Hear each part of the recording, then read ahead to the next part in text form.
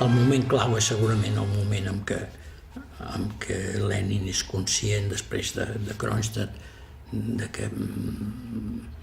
no pot aconseguir d'implantar un sistema que era un sistema que havia de funcionar de baix cap a dalt,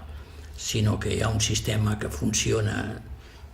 per sobreviure de dalt cap a baix. I després hi ha una cosa que cal reconèixer i és uns errors que es van cometre. Errors que es van cometre en el model d'industrialització adoptat. Això hi ha un llibre que recorda justament la història d'un enginyer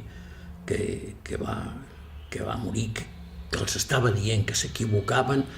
adoptant com a model l'industrialització nord-americana, que havien d'haver fet una altra cosa, que havien d'haver fet un tipus de creixement industrial diferent i, evidentment, l'error que va significar la política de la terra staliniana en uns anys determinats, que va tenir uns costos excessivament grans. El repte, en aquest moment, pels que ens identifiquem amb el socialisme, però també ens hauríem de posar d'acord sobre què entenem per socialisme, el repte és aprendre aquestes lliçons en tot el que tenen de positiu i sobretot també en tot el que tenen de tragèdia, de vulneració, de traïció dels ideals primitius. Max Weber deia que en política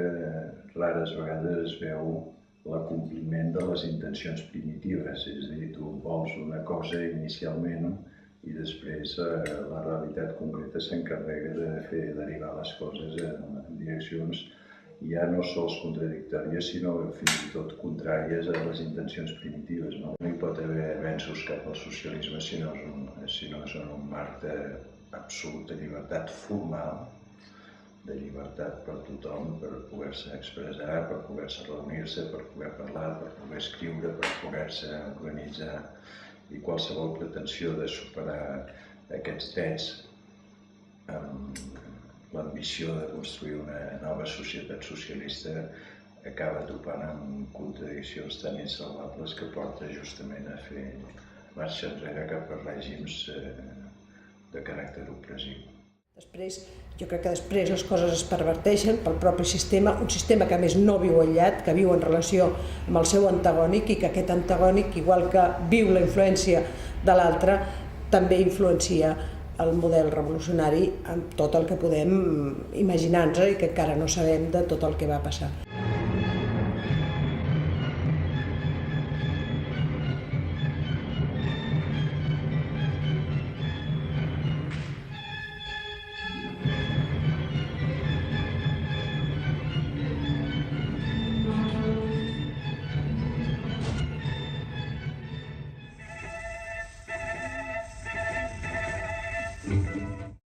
Jo penso que el primer problema que tenim és resistir-nos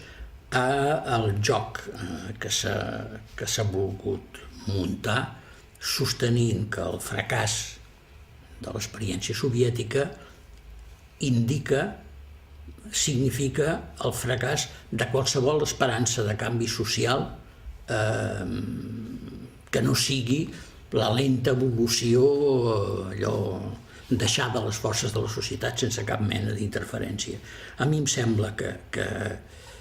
aquesta és la primera cosa que cal combatre i que per combatre-la cal recuperar el que hi ha de positiu en el llegat de la revolució amb prou lucidesa per també tractar d'esbrinar els elements que van contribuir amb aquest enfonsament final, destriar els errors dels encerts, prendre'n la lliçó positiva i d'aquesta lliçó positiva fer-se'n alguna mena d'esperança pel futur que no sigui la de la simple resignació amb aquestes suposicions de que la història està acabada, que no podem canviar res i que el millor que podem fer és deixar les coses tal com estan i resignar-nos.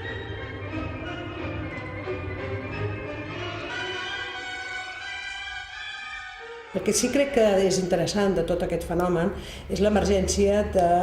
un cop ho estudies, l'emergència i la presència d'un moviment organitzat de dones que d'alguna manera, tot i aparentment semblar espontani, posen de manifest, en el bell mig d'aquells anys convulsos, enmig de la Primera Guerra Mundial, posen de manifest la disconformitat en relació a un model de societat que seguia considerant la vida de les persones algo així com equivalent a zero.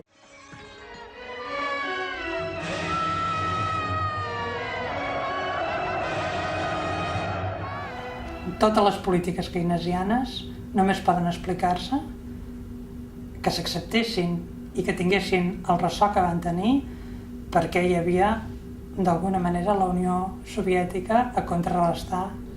i a combatre. I encara, d'alguna manera, estem visquent els últims efectes d'un gran mur de contenció de les ambicions capitalistes, de les ambicions imperialistes. I no ha estat el mateix el comportament del capitalisme mentre encara hi havia la Unió Soviètica i la seva esfera d'influència a quan ha desaparegut la Unió Soviètica i s'ha desfermat la globalització imperialista que estem patint. Però evidentment el que queda és el fet que en un moment determinat va ser possible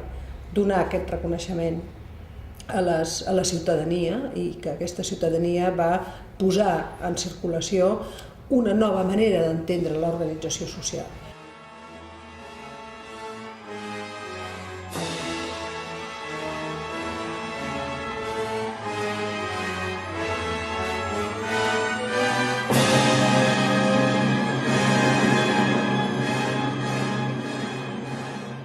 Sembla que era Engels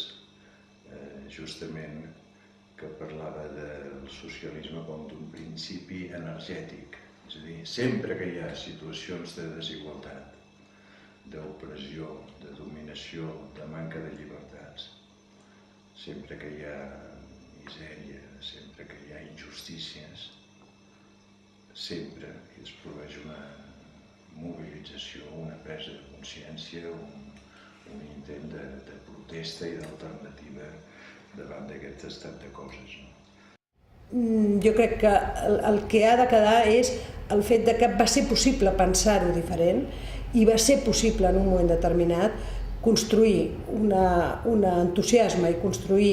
una participació col·lectiva en un projecte que podia haver estat i que podia haver sigut i que semblava que podia ser realment nou i molt més equitatiu en la distribució de riquesa, equitatiu en la distribució de drets, equitatiu en la distribució de quotes en preses de decisions.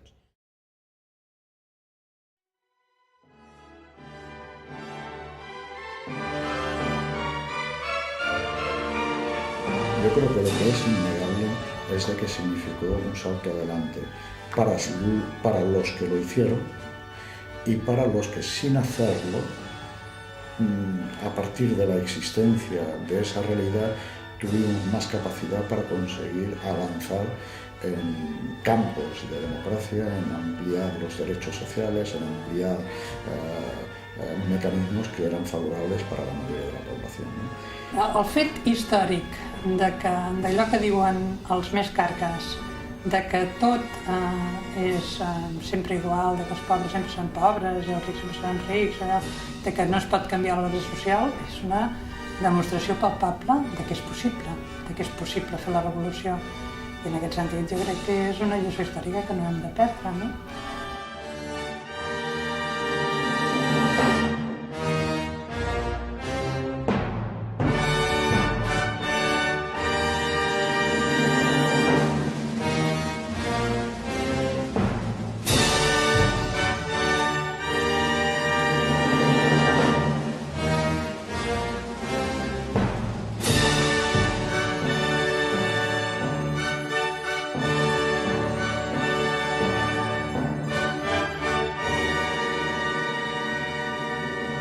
A mi em sembla que ens queden moltes coses per pensar, però que sobretot